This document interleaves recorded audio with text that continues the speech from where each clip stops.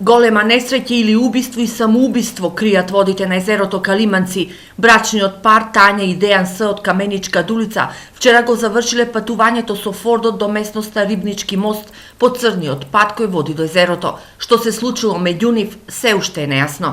Дека трагедија го зави во црно нивното семејство, најави испливувањето на телото на 31 годишната жена вчера околу 18 часот. Телото го виделе рибари и полицаец кој поминувал од тука, додека денеска специјални единици нуркачи од полицијата трагаат по телото на сопругот 41 годишниот Дејан и по нивното возило. По црниот пат се евидентни траги од возило.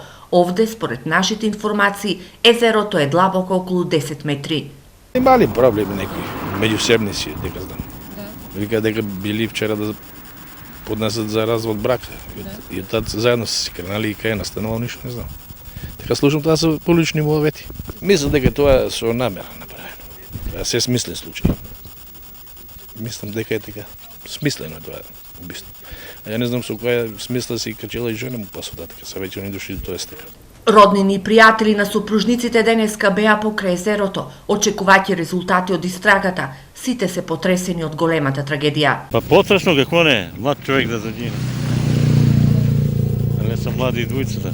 Тоа не треба да се случува на никој. Ако има проблеми, има други начини да се реши соварно.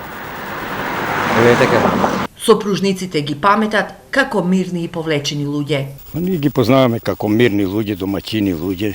Цело село е потресено, ево и ние. На мен са ево и рода, меѓутоа ништо не може да кажеме, да знаеме меѓу нив нешто да е имало. Не знаеме, не се случавали такви работи.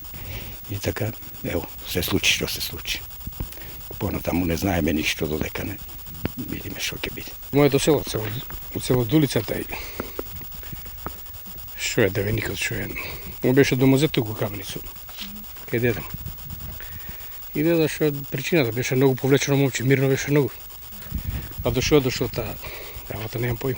Од МВР денеска соопштија дека се работи на расветлување на случајот, но оттаму информираат и дека вчера во 12 часот и 10 минути во полициската станица во Македонска Каменица ЛР телефонски пријавила дека незината ќерка и зетот имале брачни недоразбирања и со патничко моторно возило Ford Fiesta со штипски регистарски ознаки се упатиле кон Делчево. Истата слушнала врисок од ќерката и поради тоа се сомневала дека нешто се случило. Возраствениот дом во Делчево синоќа била извршена обдукција на телото на несреќната жена, при што се констатирани повреди на главата, десната надлактица и долниот дел на грбот, но обдукцијата потврдила дека смртта настапила како последица од давење во вода. Несреќниот брачен пар зад себе остави две малолетни ќерки, инаку водите на езерото Калиманци во неколку наврати беа место на злосторство и трагичен крај на брачни животи. Се уште се памети случајот од пред 30 години на штипските сопружници, кога сопругот го истуркал возилото во водите на езерото, заедно со сопругата.